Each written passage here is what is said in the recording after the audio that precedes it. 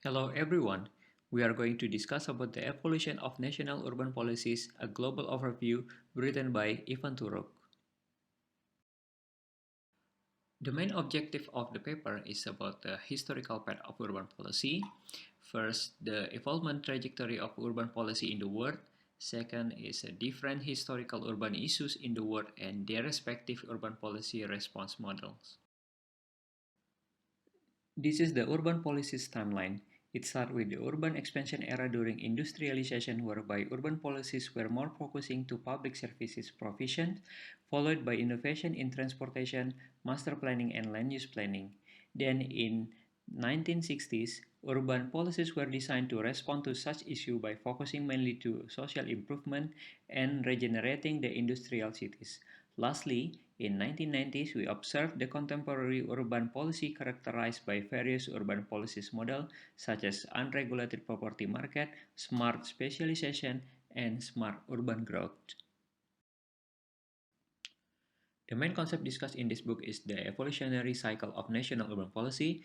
First, cities getting bigger and have more demands on the public pursuit for infrastructure funding and programs to manage concentrated population, social challenge. Second, big city create diversity but also increase social tension and racial issues. Economic pressure is created inside the city, which attracts business and people. Third, the coincidence of rising prices, escalating infrastructure costs, and government indifference can begin to discourage further investment and induce firms to start disappearing toward other cities and towns. Fourth, the negative change lead to discomfort from the new situation, which lead to local government change. Another part of the new urban agenda was to attract households back to the core city location from the suburban area, especially the middle classes, professionals, and managers, people who had left in response to rising crime and social disorder.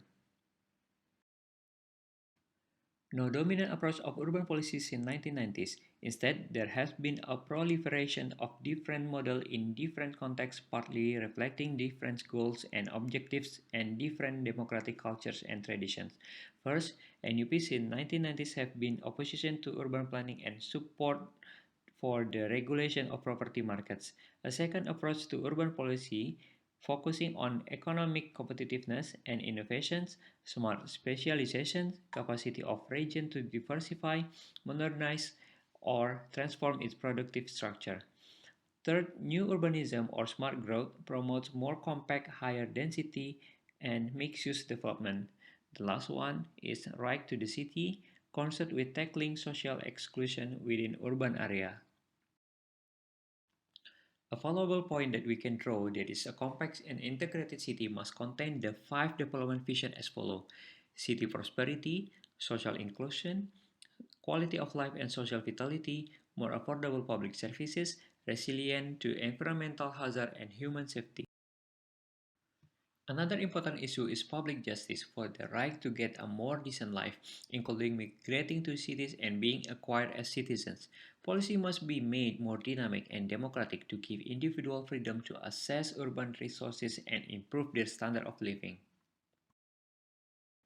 Without an organized and competent public sector, there is a little prospect of guiding private investment decisions in order to achieve a more efficient spatial arrangement with higher density development in suitable locations, intensive renewal and retrofitting of all established areas, and greater internal and external connectivity to other cities and towns. Urban planning is now seen as a collaborative process of shared decision making and negotiation among different interests rather than a top down, technocratic activity undertaken by the government expert, private developers, or commercial investors. Applying the concept of the paper to the context of Thailand, even Thailand has put the effort to develop the urban policy. Most of the policies always end up as monopolized tools to serve the richness of the government that has the strong connection with the great capitals and business in Thailand. Worse still, it widening the gap of the inequality in Thailand day by day. The point is, we cannot take the urban evolution as linear line from the start point to the success one. There are always the friction as the grip of policy encounter. One lesson learned that is urban planners who may design policy framework and guidelines must be transparent and neutral in carrying out their duties. They must involve other actors in decision-making processes.